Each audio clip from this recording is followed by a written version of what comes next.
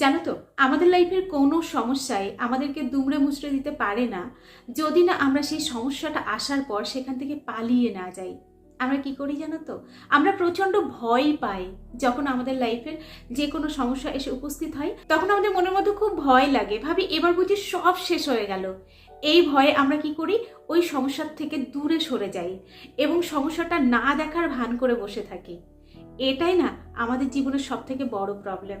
কিন্তু আমরা যদি যে কোনো সমস্যা, সেটা লাইফের সম্পর্কের ক্ষেত্রে হতে পারে, কাজের ক্ষেত্রে হতে পারে, যে কোনো সমস্যা যখন আসে তখন যদি সমস্যাটা নিয়ে একটু ভাবি এবং কেন ঘটছে, কী জন্য ঘটছে, এটা যদি একটু খতিয়ে দেখি, তাহলে কিন্তু অনেকটা সেই সমস্যার থেকে আমরা রিকভারি নিজেকে করতে পারি। কিন্তু ওই যে বললাম, আমরা সবসময় পালিয়ে যাওয়ার একটা চেষ্টা করি।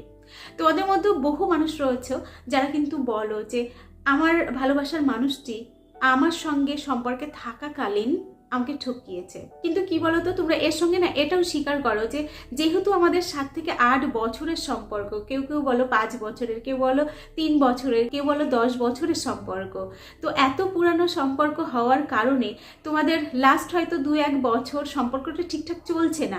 তুমি বুঝতে পারছো মানুষটার মধ্যে অনেক পরিবর্তন এসেছে, সেই আগের মানুষটা আর নেই। কিন্তু ওই যে বললাম, আমরা সমস্যা দেখে সমস্যাটা যে রিমুভ করব সেরকম মানসিকতা রাখি না। অনেকটা চোখ বুঝিয়ে না দেখে চলার চিন্তা ভাবনা করি যে আমি কিছু দেখতেই পাচ্ছি না, কিছু বুঝতেই পাচ্ছি না। আর ভিতরে ভিতরে ঠিক এইখানেই আমাদের লাইফটা শেষ হতে থাকে। একটা সময়ের পর আমার না দেখে ভান করে চলা জিনিসটা যখন উলঙ্গ হয়ে আমার সামনে উপস্থিত হয়, তখনই আমরা ভেঙে পড়ি। এতদিনের লুকোচুরি যখন আমাদের সামনে এসে উপস্থিত হয়, তখন আমরা খেই হারিয়ে ফেলি। আমরা তখন কি করব বুঝতে পারি না এবং তখন না প্রচণ্ড কান্না করি। আমরা নিজেকে সামলাতে পারি না, আমাদের মনের মধ্যে ঝড় বয়ে যায়।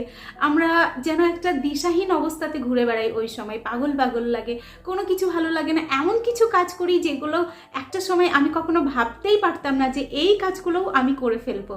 আমরা বন্ধু বান্ধবদের সঙ্গে আমাদের সমস্যার কথা বলি, বিভিন্ন মানুষের কাছে ছুটে ছুটে যাই, যার কাছে একটা সময় খুব দামি ছিলাম সেই মানুষটার পায়ে গিয়ে পড়ি সমস্যাটা সমাধান করানোর জন্য। সেই মানুষটার কাছে ভিখারির মতো হাত পাতি, প্লিজ আমাকে একটু বাঁচাও, আমার সঙ্গে এরকম করো না, আমার সঙ্গে কেন তুমি এরকম করছো, ইত্যাদি বিভিন্ন কথা বলি। ওই যে বললাম, সমস্যাটা জিয়ে জিয়ে রাখতে রাখতে একটা সময় এমন জায়গায় দাঁড়িয়ে যাই সেখান থেকে আর সরতে পারি না। তখন ভেঙে পড়া ছাড়া আর কোনো উপায় থাকে না। তো তোমাদের মধ্যে প্রচুর মানুষ কিন্তু অনেকবার বলেছো যে আমার ভালোবাসার মানুষটি আমাকে ছেড়ে চলে গেছে, আমি সেটা বুঝতে পারিনি। আমাদের অনেক দিনের সম্পর্কটা ইদানিং খারাপ চলছিল, কেন চলছিল তার কোনো কারণও আমি খুঁজে পাচ্ছিলাম না। কিন্তু সম্পর্কটা যে খারাপ দিকে যাচ্ছে এটা বুঝতে পারছিলাম। তবে আমি ভেবেছিলাম যে সবকিছু একটা সময় পর ঠিক হয়ে যাবে। ওই যে ঠিক হয়ে যাবে ভাবা, এটাই আমাদের সব থেকে মস্ত বড় ভুল। তো তোমরা যারা এই মুহূর্তে সম্পর্কের মধ্যে রয়েছে এবং এরকম একটা প্রবলেমের মধ্য দিয়ে যাচ্ছ, তুমি বুঝতে পারছো যে তোমার পাশের মানুষটি অনেকটা পরিবর্তন হচ্ছে, ইদানিং তার অনেক চেঞ্জ তোমাকে অবাক করাচ্ছে, তাহলে একটু হলেও থামো, একটু হলেও দেখার চেষ্টা করো এক্স্যাক্টলি ব্যাপারটা কি ঘটছে। এটা কিন্তু দেখো, কারণ এমন বহু সম্পর্ক রয়েছে যে সম্পর্কগুলো কিন্তু 7-8 বছরের এবং তারা একদম কনফার্ম থাকে যে এই মানুষটা আমাকে ছেড়ে আর যাই হোক যাবে না। একটু প্রবলেম হচ্ছে কিন্তু যাবে না, কিন্তু সেই মানুষটাই হয়তো 1 বছর আগে অন্য সম্পর্কে চলে গেছে। এই যে মানুষটা চলে গেছে, যখন তোমরা পুরোপুরি শিওর হয়ে যাও তখন তোমরা কি করো, হয় মানুষটার হাতে পায়ে জড়িয়ে ধরো, না হলে সে যার কাছে গেছে তার কাছে গিয়ে ভিক্ষা চাইতে থাকো যে প্লিজ ওকে ফিরিয়ে দাও, প্লিজ ওকে ফিরিয়ে দাও। তোমাদের মধ্যে এমন বহুজন রয়েছে যারা কিন্তু স্বীকার করেছে যে আমি অনেকবার ওই মানুষটির কাছে গিয়ে পৌঁছানোর চেষ্টা করেছি যে প্লিজ তুমি আমাদের মাঝখান থেকে সরে যাও। তো তোমাদের আবারও বলছি, এই ভুলটা না করে তোমরা একটা কাজ করতে পারো। তোমাদের যাদের যাদের লাইফে এটা ঘটছে, তারা যদি ওই মানুষটির কাছে গিয়ে হাতে পায়ে জড়িয়ে না ধরে তাকে ফিরিয়ে আনার চেষ্টাটা না করে, এটা তাকে বলে এসো যে দেখ ভাই, আমি এত বছর ওর সঙ্গে ছিলাম, তবু আমি ঠকে গেছি। আমাদের সম্পর্কটা এতটাই সুন্দর ছিল একটা সময়, ও আমাকে কথা দিয়েছিল কোনোদিন আমাকে ছাড়বে না। তো আমাকে যতক্ষণ ওই মানুষটি ছেড়ে দিতে পারলো, তো তুইও সাবধানে থাকিস, তোকেও যে কোনোদিন ছাড়বে না এরকম নিশ্চিন্তে বসে যেন ভাই থাকিস না। বা কোনো মেয়ের লাইফেও যদি এটা ঘটে, তাহলে তোমার বয়ফ্রেন্ডকে না বুঝিয়ে সে যার সঙ্গে এই মুহূর্তে সম্পর্কে রয়েছে তাকে গিয়ে বলো যে এত সুন্দর ছিল আমাদের সম্পর্কটা, মানুষটা কিন্তু আমাকে ঠকিয়ে দিয়েছে, এটা বলে চলে এসো, তাকে ফিরিয়ে আনার চেষ্টাটা করো না। কারণ একটা কথা আমি তোমাদেরকে বারবার বোঝানোর চেষ্টা করি, আজকে যেই মানুষটা তোমাকে কষ্ট দিচ্ছে সেই মানুষটার কাছ থেকে আর ভালোবাসার আশা করো না, কারণ তোমাকে ভালোবাসার মতো যোগ্যতা তার নেই। আর যারা এই মুহূর্তে সম্পর্কের মধ্যে রয়েছে এবং বারবার বুঝতে পারছো যে কিছু একটা ভুল হচ্ছে, কিছু একটা গরমিল হচ্ছে, সেই প্রথম দিকে দেখা মানুষটা, প্রথম দিকে চেনা মানুষটাকে যদি আর খুঁজে না পাও, তাহলে না চোখ বন্ধ করে থেকো না। আমাদের সামনে না কিছু কিছু পয়েন্ট খুব স্পষ্টভাবে ফুটে ওঠে, আমরা ওই যে বললাম না দেখার ভান করে থাকি, তার জন্যই কিন্তু বুঝতে পারি না। তো যাই হোক, তোমরা যারা বারবার জিজ্ঞাসা করো যে কি করে বুঝবো যে ওই মানুষটার মধ্যে চেঞ্জ এসেছে, তাদেরকে আবারও বলছি, প্রথম যে পয়েন্ট, এর ওপরে কোনো পয়েন্ট হয় না। সেটা হচ্ছে তুমি দেখবে যে সে অন্যান্য কলে বিজি রয়েছে, তোমাকে সময় দিচ্ছে না, তোমার SMS এর রিপ্লাই দিচ্ছে না, তোমাকে ঠিকমতো কেয়ার করছে না, তোমাকে এখন মাঝে মাঝে ইগনোর করছে, বলতে গেলেই প্রবলেম সৃষ্টি হচ্ছে। এবং তুমি যখন বলছো যে কোথায় ব্যস্ত ছিলে, সে কিন্তু একটা কমন কথা বলে দেয় যে আমার বান্ধবী ফোন করেছিল, আমার মামি ফোন করেছিল, কাকি ফোন করেছিল, এ ফোন করেছিল, সে ফোন করেছিল, এরকম বলবে। তো তুমি দেখতে পাচ্ছ তোমাদের সম্পর্কের মধ্যে এই শব্দগুলো আগে ছিল না, কিন্তু বর্তমানে হঠাৎ করেই এই শব্দগুলো যোগ হচ্ছে।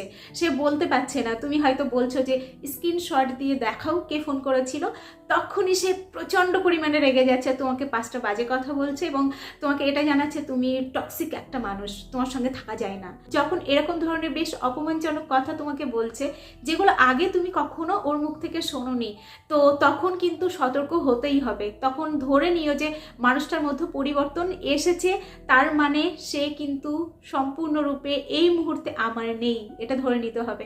গতকাল একজনের সঙ্গে কথা বলছিলাম, ও আমাকে বলছে আমাদের 7 বছরের রিলেশনশিপ, তো আমি কখনো ভাবিনি আমাদের মাঝখানে কেউ একজন চলে এসেছে। তো গত 1 বছর ধরে ওর মধ্যে আমি পরিবর্তন দেখতে পাচ্ছিলাম এবং 1 বছর ধরে ও একটা অন্য সম্পর্কে জড়িয়ে গেছে। যখন জানতে পারি এবং ওর সঙ্গে কথা বলি এবং পুরোপুরি প্রুফ দিয়ে দিই যে তুমি অন্য একজনের সঙ্গে এই মুহূর্তে সম্পর্কে রয়েছে, তখন ও আমাকে মুখের উপর বলে দেয় যে তোমাকে আমি ভালোবাসি না, আমি ওকেই ভালোবাসি। তো তোমাদের মধ্যেও হয়তো অনেকের জীবনেই এরকম ঘটনা ঘটছে, কিন্তু তোমরা জানো না।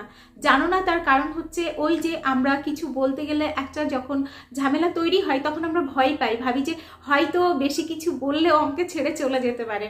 কিন্তু বলতে কেন হচ্ছে সেটা তো আগে বোঝো। আগে তো বলতে হয়নি, এখন বলতে হচ্ছে, মানে অলরেডি তোমার থেকে সে সরতে শুরু করেছে, তাই তো ওকে বলতে হচ্ছে। তো ভয় না পেয়ে মুখোমুখি দাঁড়াও এবং যদি কম কষ্ট পেতে চাও এবং নিজেকে যদি বাঁচাতে চাও, তো একটু হলেও খোঁজ নাও কেন সে এমনটি করছে, এটা জানাটা কিন্তু ভীষণই ভাইটাল।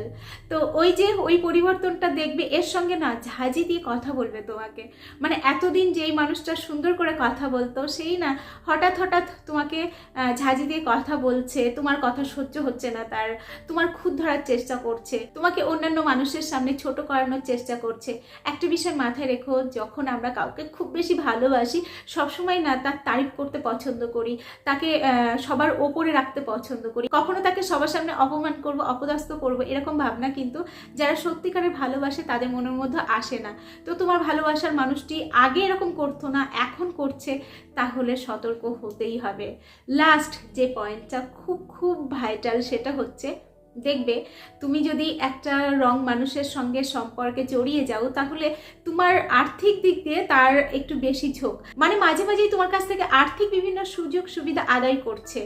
দেখো যারা প্রকৃত ভালোবাসে তারা কিন্তু হ্যাঁ তুমি কোনো গিফট দিলে নেবে, কিন্তু মুখে কখনো বলবে না আমার এটা চাই ওটা চাই ওটা চাই। যদি কেউ নিয়মিত তোমার ভালোবাসার সুযোগ নিয়ে তোমার কাছ থেকে আর্থিক সুযোগ সুবিধা আদায় করতে থাকে, তাহলে ভেবে নিও মানুষটি রং। একটা ছোট্ট উদাহরণ দিই এখানে।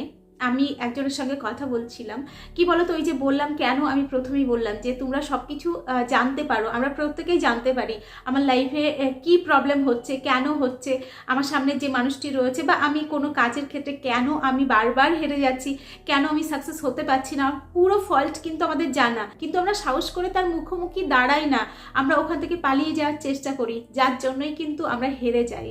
তো যাই হোক, ওই মেয়েটি, একটা মেয়ের কথা বলছি, মেয়েটি কিন্তু চাকরি করে এবং সে একজনকে ভালোবাসে। মেয়েটির সঙ্গে আমার 2 বছর আগের থেকেই কথা হয়। 2 বছর কি তারও বেশি।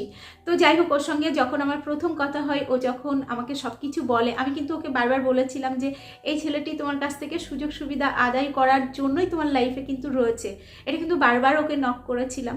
ও সরকারি চাকরি করে, ও যত টাকা মাইনে পেত ম্যাক্সিমামটাই ওই ছেলেটা কিন্তু বিভিন্নভাবে ইমোশনালি ওকে ব্ল্যাকমেল করে, নিজের বিভিন্ন প্রবলেম ওর সঙ্গে শেয়ার করে ওর কাছ থেকে কিন্তু সুবিধা আদায় করতো, ওর কাছ থেকে টাকা পয়সা নিয়ে চলে যেত।